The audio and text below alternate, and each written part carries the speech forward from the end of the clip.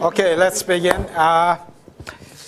First of all, today is the Valentine's Day, Sevgililer Günü. So, happy Valentine to you all. I hope you spend your life with someone that you love. There used to be no such days, but I guess the capitalist world tries to consume a lot of just to promote consumption. They just invent these days, in my judgment. Nevertheless, it's good to, of course, be with your loved ones. The lectures that we're holding this semester, they are being put into the video section of the website of Bilkent. So the first 2 weeks are already in. In case you missed something, and if you want to review the lecture, you can take a look at it. Okay? I should also take a look at it and see what I look like in the pictures. I hope I look okay. All right, I guess today we're going to talk about the Fourier-Motzkin elimination. That's something that I told you that I would talk about last week, except that we did not have enough time for that in discussion of the requirement space. The Fourier-Motzkin elimination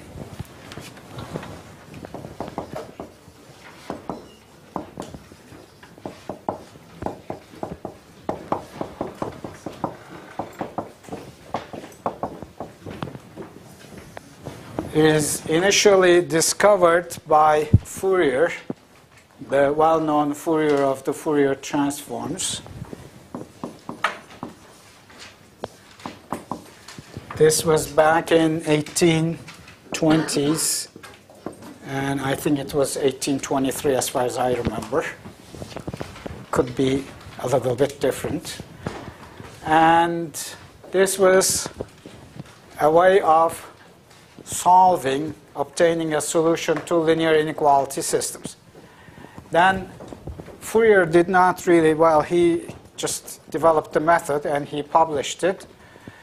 It's a two-page note. It's not really something terribly difficult. He just gives out the main ideas without really going into deep theoretical analysis. It was forgotten for quite a while. In 1935 or so, Motzkin, another well-known mathematician, almost rediscovered it or revived it. So that's why we use the term Fourier-Motzkin rather than just Fourier.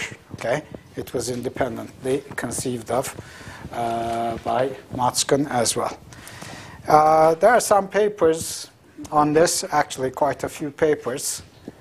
If you want to, do some research on this later on for whatever reason, you just come and see me, and I can probably direct you to some of the papers. Now, what's the idea? The idea behind all of this is the following. If you have a linear inequality system of the form ax less or equal to b, including non-negativity and whatever, all kinds of inequalities. Let's just assume you have n variables and whatever number of inequalities in the initial system. What you do is you eliminate variables one at a time. So you take, say, the first variable, and then you do some operations on the first variable, on the coefficients of the first variable, to obtain a second system, which involves only the set of variables from x2 up to the last one. So the first one is gone. And then you do similar kinds of operations for the second variable. And then you obtain a third system, which is again reduced by 1. It involves only variables x3 through the last one.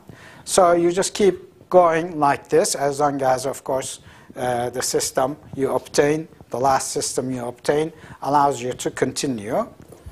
And then finally, you end up with inequalities involving a single variable. Now, once you have a single variable system, And if you've got all inequalities, it's easy to solve that. What do? It will involve, each inequality will correspond to either an upper bound on the variable or a lower bound on the variable, depending on if the coefficient in front of the variable is positive or negative. Okay? So you just take all the upper bounds, you take all the lower bounds. Of the upper bounds, the smallest one is the effective one. Of the lower bounds, the largest one is the effective one. And then you see if the smallest of the upper bounds is larger than or equal to the largest of the lower bounds. Okay? If this is satisfied, then there's room for x, the last variable, to take on a numerical value. If this is not the case, if its effective upper bound is smaller than its effective lower bound, obviously it's empty. There's no solution for the last variable. So you can conclude the case when there's no feasible solution to the initial system by doing this, by just simply inspecting the last system involving the last variable. If that one admits a feasible solution, then of course the former systems that you've obtained along the way, they also admit a solution, including the initial one. If the last one does not admit a feasible solution, depending on the bounds, then in that case, of course, the initial system does not admit a solution either. Okay? So that's the idea. But how do we proceed about this? I'm going to illustrate that with a numerical example, but first we'll talk about the general way of attacking these things. This is, in a sense, similar in spirit to the Gaussian elimination, except that, or Gauss-Jordan elimination. The Gaussian elimination is used for systems of equations. Now, equations are quite different in their nature from inequality systems. When you've got equations, you can take, for example, in Gaussian elimination, you can take one variable, say the first one, express it using the first equation, for example, in terms of the remaining variables. And then whatever you've got for x1 in terms of the remaining variables, you take that expression, substitute it in the remaining equations wherever you see your x1.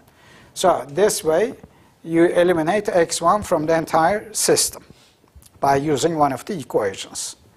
Of course, you cannot do the same thing here, because substitution will not work here. Okay? That's why you have to work with bounds at the end. Well, along the way, actually, you also work with bounds, even though people don't recognize that that's the case. But I'm going to point that out as we go along. So this is the system.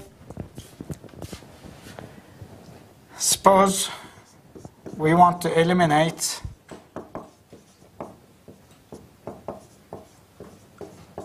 x1 from this system, and we want to obtain a new system, say a prime x in the remaining variables, x prime, one of them is eliminated, less than or equal to b prime.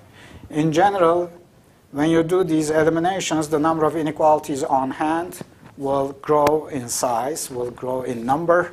In fact, they grow quite fast, exponentially. Many of these inequalities could be, or will be in general, redundant, but we're not interested in that right now. We're not interested in computational efficiency. As far as computational efficiency, this is not an efficient method. However, it's a conceptually good method, and it's good for anyone working on linear programming to be familiar with this method. So how do we eliminate x1? First of all, we look at the constraints involving x1. If you look at the ith constraint, it will have a coefficient ai1, x1, where ai1 could be positive, negative, or 0, of course. Plus, you've got the rest of the variables, ai2, x2, up to the last one. and we assume all the inequalities are of less than or equal to type. So this is less than or equal to bi. You've got,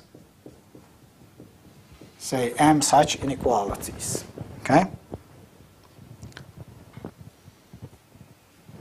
Now, depending on what we have here as a coefficient for x1, we're going to operate differently. To operate differently, I'm going to take the set of constraint indices, say 1 through m, in the initial system. I'm going to split this into 3 parts.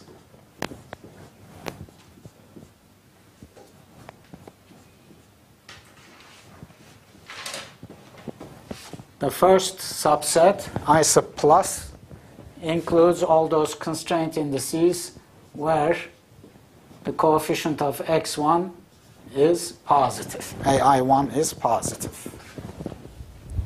The second one is the set of all constraint indices where the coefficient of x1 is negative, AI1. And the last one is, of course, the set of constraint indices for which AI1 is equal to 0. Okay? Now, some of those subsets could be empty. Nevertheless, at least one of them will be non-empty because we've got a non-empty set here. All right. So what we do here is the following. For the case I belonging to I plus, so I can rewrite the same thing for I plus union I minus union I0. Okay? Oops, that's a union.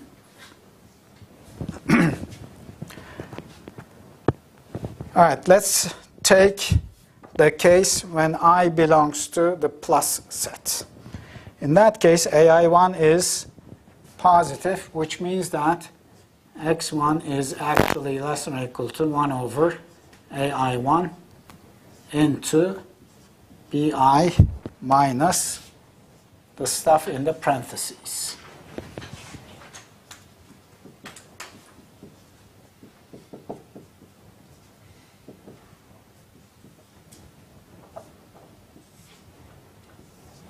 Okay?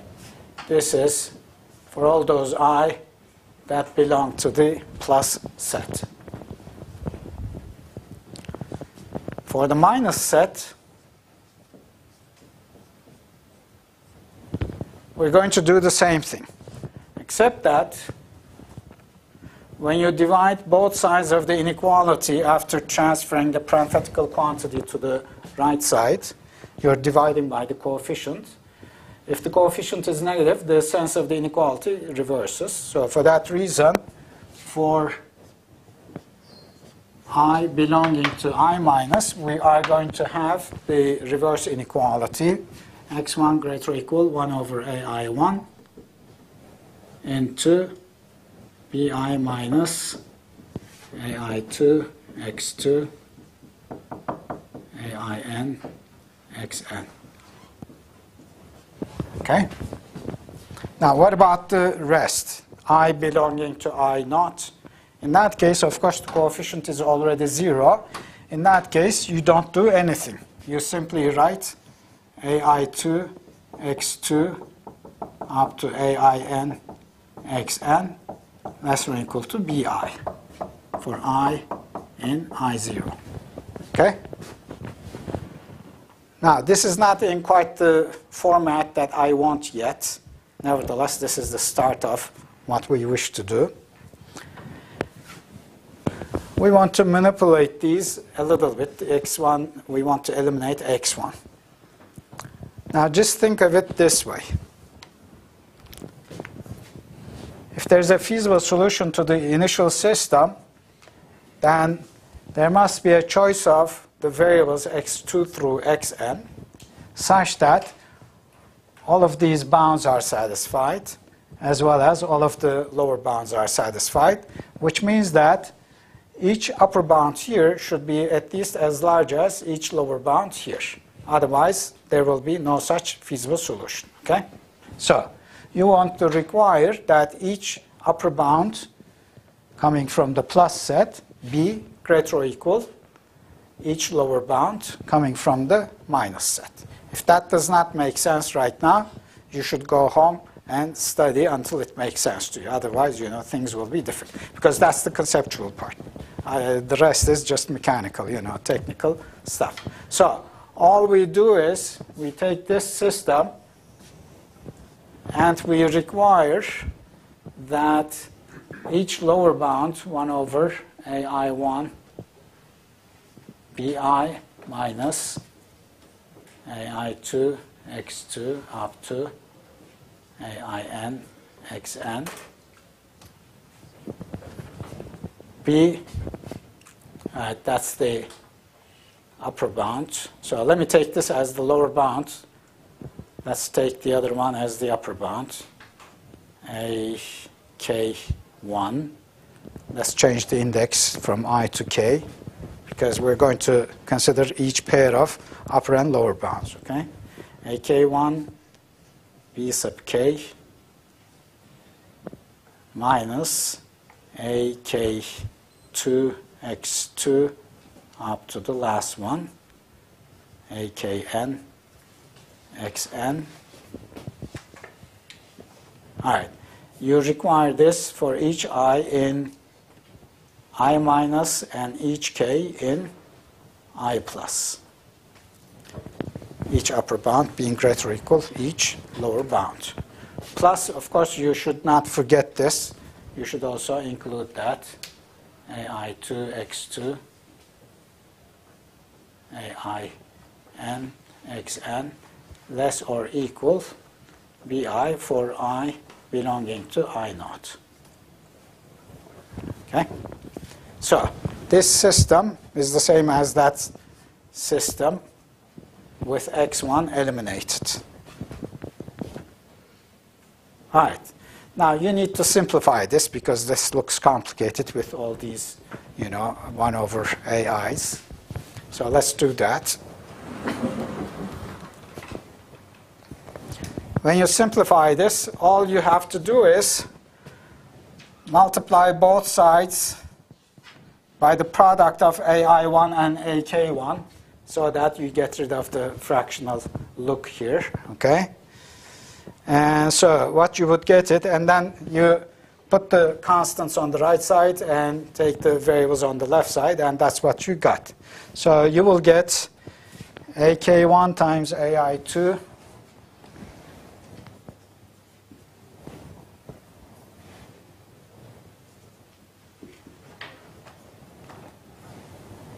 minus AI1 times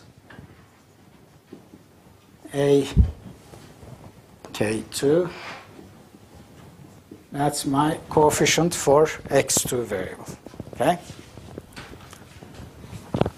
Multiplying AI1 with this, AK1 with that. Meanwhile, you're reversing the inequality because AI1 is a negative number. For that reason, this reverses. So after multiplying the left side by AK1, multiplying the right side by AI minus 1, and reversing the inequality, I want to have everything in less than or equal to form. So the reversal of the inequality tells me that I want to keep AI1 times AK2 x2 in its proper, or in its present sign, whereas this one, AK1 times AI2, will be negative, but you take it to the right side because you want everything to be, you know, variables to be on this side, so it becomes positive. So in case you don't follow that, that's not really too important. You can work it out at home, okay? I kind of do these things in my head. At least I try to. Sometimes it's easy to make a mistake, so if I make a mistake, you point that out to me, okay? All right, that's the coefficient for x2. You do the same thing for x3, so on and so forth, and the last one. Now, what do I have here? I'm going to have AK1 xin minus AI. What is that? No. AI1, yes, times AKN. Right, okay. Thank you for helping me out. Looks too complicated to me sometimes when I look at it. If I look at things from a distance, it's easier to see. But if you look at them right here, it's hard, you know, sometimes. I don't know why. There's a mistake? Let me just check. It will be AI1 times AKN. AI1 times AKN, that's correct, with the negative sign. And then AK1 times AIN, AK1 times AIN. This looks correct. You have written X instead of AK1? Oh, I see. Sorry. Yeah, that's an A. See, I don't see it even though I look at it. Sometimes your mind tells you something, your hand does something else, you know. All right, on the right side, what do we have? We have AK1 times BI.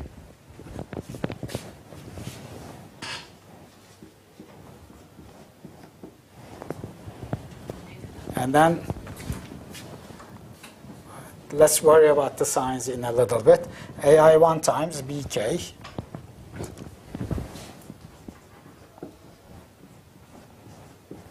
Now, I had the reversal of the inequality, so this constant will go to the left side, so I want a negative there. Okay?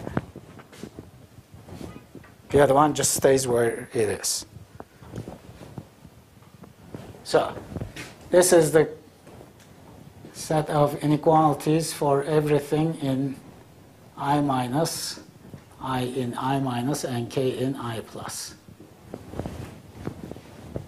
Plus AI2, X2 up to AIN, XN less than or equal to BI for I in I naught.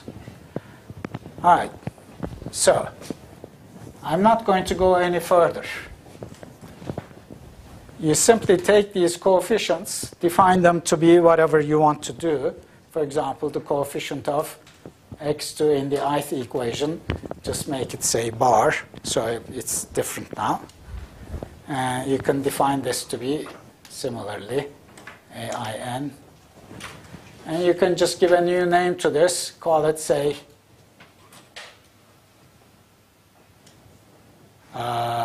so this will be some equation defined by I and K combination. So you might want to call it BIK, or you may just renumber these pairs from 1 up to whatever, R, and then just give the name B sub R var to it. Okay? So let's just do that. Maybe that's easier. Okay? Because the combination IK corresponds to a single index R in the new system. Okay? By renumbering. All right. And then you apply the same thing to the second variable, so on and so on. You just keep going until, as I said, you finally obtain a inequality system in a single variable. Once you've, okay, let's return that. So you keep going until you finally obtain alpha 1, or yeah, alpha 1 xn. Let's suppose xn is the last variable that survived. It's got, say, t inequalities of the form, whatever you want to call them. Let's call them beta 1 up to beta n, beta t, sorry. Okay, t inequalities at the end.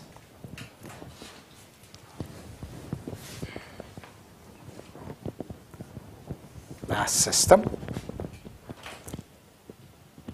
Now, over here, you partition the index set, say j, from 1 to t into, again, 3 parts, j sub plus, j sub minus, j sub 0. And through that, if you rewrite the inequality system, what do you get? You get xn less than or equal to beta I over alpha I for I in I plus. Okay? That's the plus set. The definitions are similar, so I did not write them down. But this is the set of I going from 1 to t such that alpha I is positive. The coefficient is positive. This is the set of I for which alpha I is less than 0. And this last one is I such that alpha I is 0. So the system we've got here through these index partitions can be rewritten in the following way.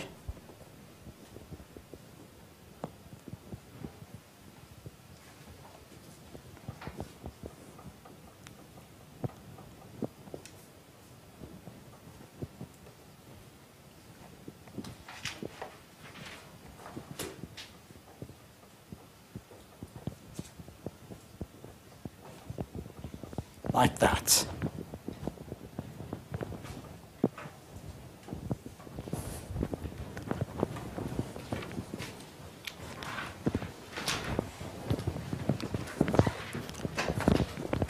What is the signal for inconsistency here?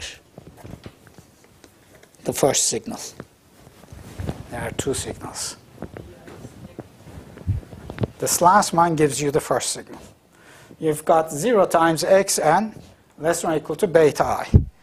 If it so happens that beta I is a negative number, then 0 will not be less than or equal to a negative number. So in that case, you have infeasibility. Okay? So look for that. If it so happens that bi is non-negative for every I belonging to I naught, we're okay as far as that part is concerned, because regardless of what value you assign to xn, 0 will be less than or equal to bi in that, beta I in that case. Okay? So you might want to take a note of that.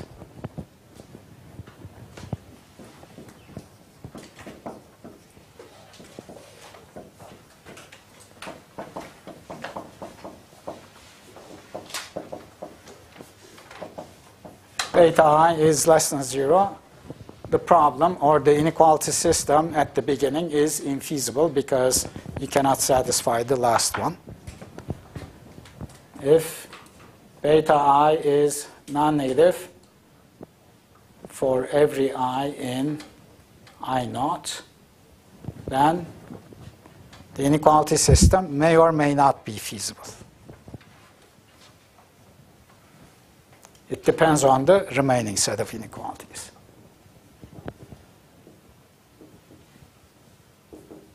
So in the latter case, we focus on the last system. It will be feasible if each bound, each upper bound here, coming from the plus side, is greater or equal each lower bound here.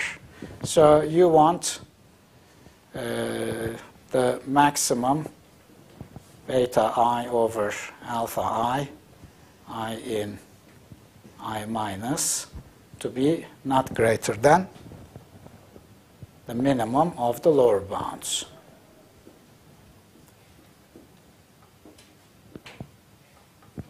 That's not 0. What is this? This is I minus. Sorry, change that. And this is I plus. Okay? This simply amounts to each lower bound being less than or equal to each upper bound. That's the same thing. Okay? And infeasible otherwise. Otherwise meaning if the inequality reverses with strict inequality. Okay?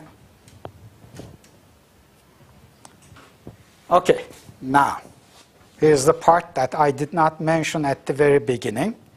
We've actually gone through all this stuff verbally. Now there's some notation added to it. Now what do you do? Suppose you concluded that the beta I are greater or equal 0 for I in I naught, and this maximum lower bound is less than or equal to the minimum upper bound. So there's a feasible solution. What do you do after this? You just recognize that there's a feasible solution, but what is the solution? That's the question. And that can be easily resolved by doing the following. If I give a name to this, call this, for example, the minimum here, let's call it, say, upper bound U. Okay, it's just a constant. And let's give a name to this, call it the lower bound, say L, whatever you want to call it. Okay? So we have the following situation. Xn is between some upper bound U and some lower bound L, where U is greater or equal L. And the remaining constraints don't make any difference, so I don't really deal with them at this point. Okay?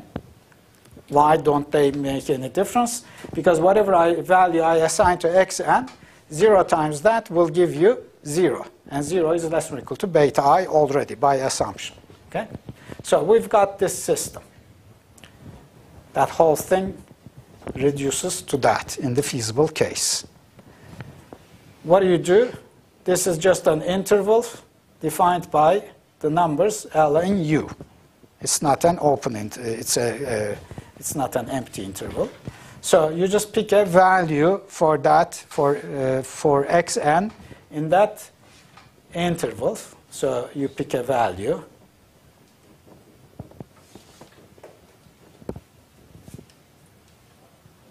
Call it whatever you want to call it. Let me just call it xn bar. Okay. Once you pick that value, you go back to all the previous systems you obtained along the way. So, for example, when you go back to the previous system, xn was a variable in that system. You just substitute the value of xn bar in that system. So, just the immediate predecessor system to the last one involved only two variables. Xn itself plus maybe xn minus 1, for example. Okay? So once you have a value for that system for xn, you've got only one remaining variable to solve for. You just solve for it using the same ideas here. Okay? And then once you've got the two variables on hand, you've got numerical values for both, you go back to the immediately preceding system to the penultimate one, the one next to the last one, okay? Two systems before, okay? And you substitute those two variables and you solve for xn minus 2 or 3, whatever, 3 and so on and so forth. You just go work your way back upwards until you finally come to the original system where everybody x2 through xn are already known, and you solve for x1. So this is the back substitution part of the solution system.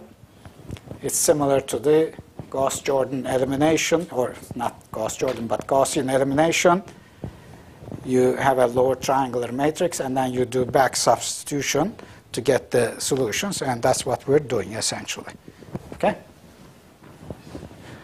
Takes a long time to explain all this, but the concepts are not really too difficult. Let's just apply the ideas here to a numerical system. Any questions before I start doing the example? By the way, this is only for linear inequality systems. There's no objective function here. There's no minimization or maximization. Nevertheless, I'm going to apply the idea to a optimization, a linear programming problem with, it's a simple one. with a minimization type of objective function. Let's see how we can do that. Okay?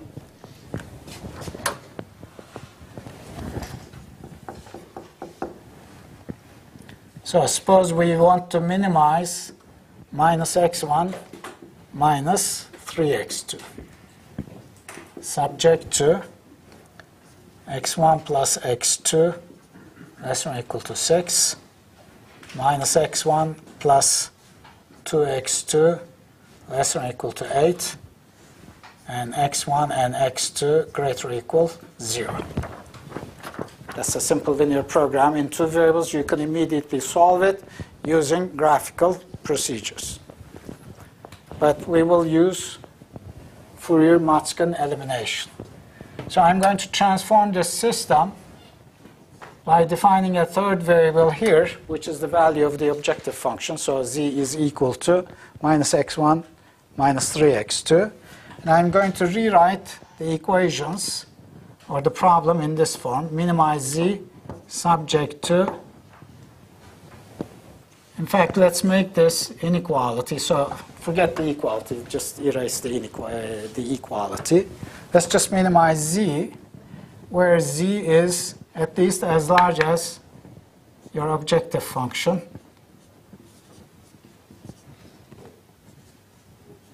Like that, okay? Subject to these constraints.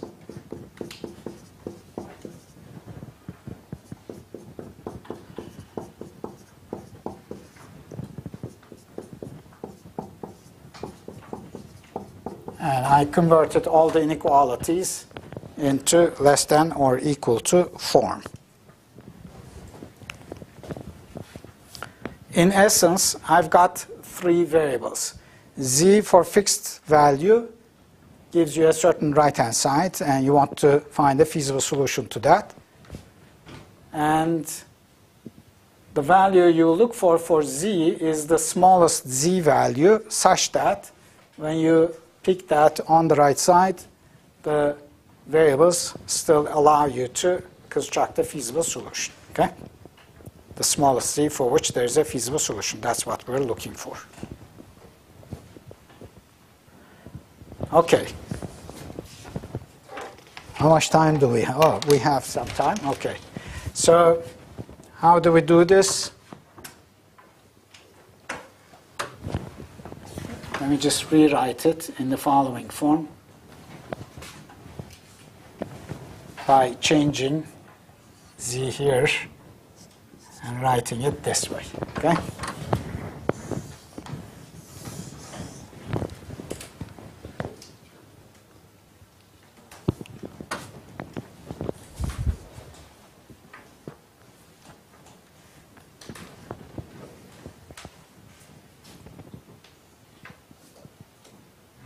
I don't know if that's the best way, because in this case I cannot really eliminate z. You can see that.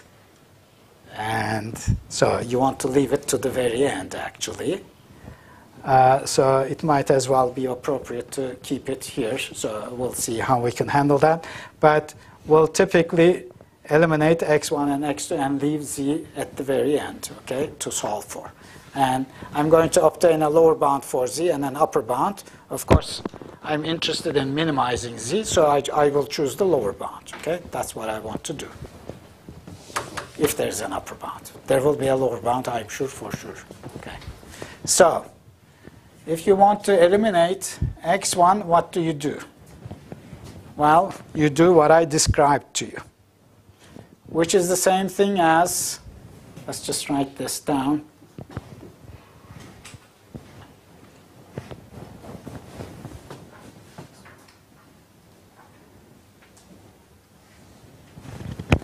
The first one will give you minus x1.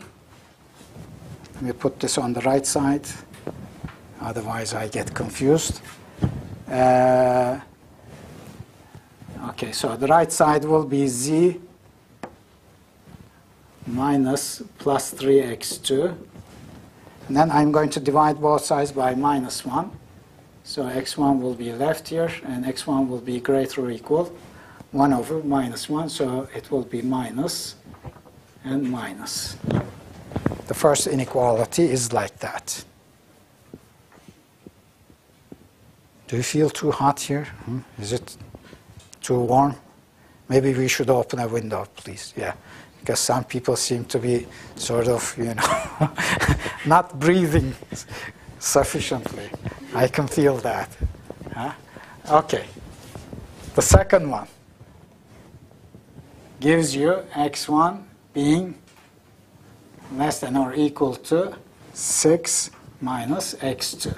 Okay?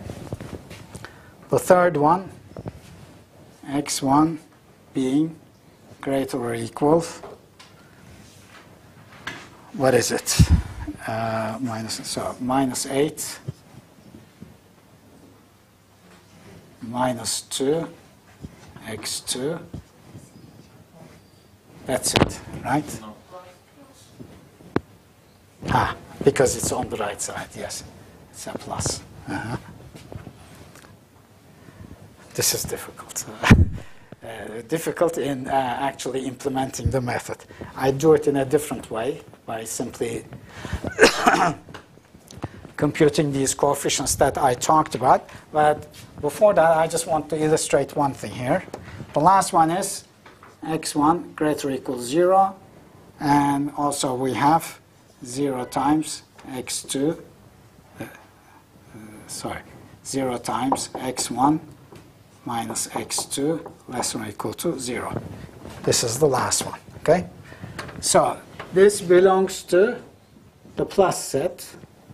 This belongs to the minus set. That one belongs to the plus set, plus, and that one belongs to the 0 set, okay? Okay, you require each upper bound to be greater or equal each lower bound. So what do you require? You take the first lower upper bound, first lower bound, minus z minus 3x2.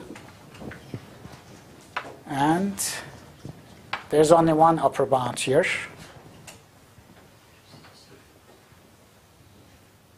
Right? That should be less than or equal to 6 minus x2, which will simplify. And then the same lower bound. There's no upper bound, so I don't need to do that. Let's take this lower bound, minus 8 plus 2x2, less than or equal to 6 minus x2.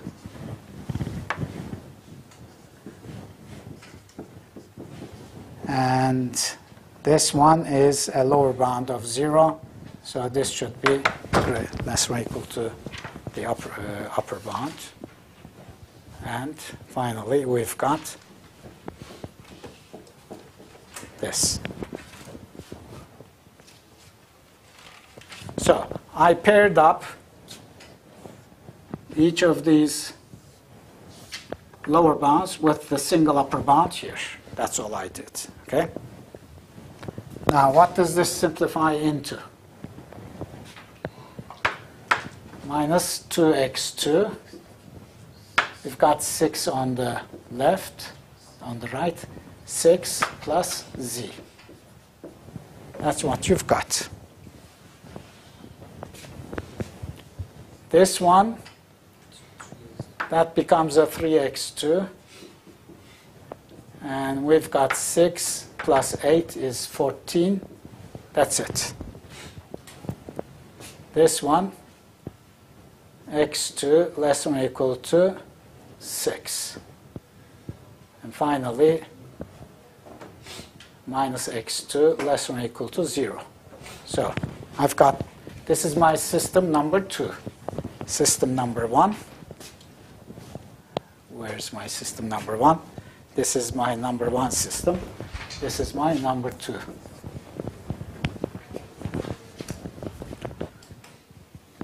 Now what do? I eliminate x2 by pairing up each negative coefficient with each positive coefficient. So when you do that, you get the following.